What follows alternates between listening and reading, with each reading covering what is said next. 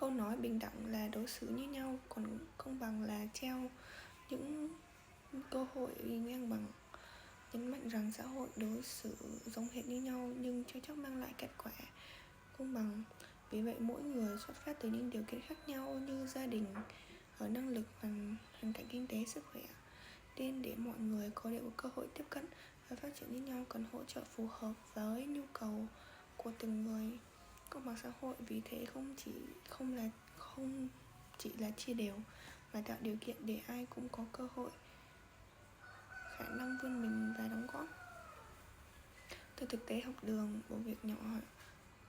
như sẵn sàng hỗ trợ những bạn khó khăn, những bạn học yếu kém, ví dụ chia sẻ tài liệu, hướng dẫn làm bài tập. Hành động này giúp thu hẹp khoảng cách về cơ hội trong lớp, tạo môi trường hòa nhập, giúp mọi người có cơ hội phát triển công bằng.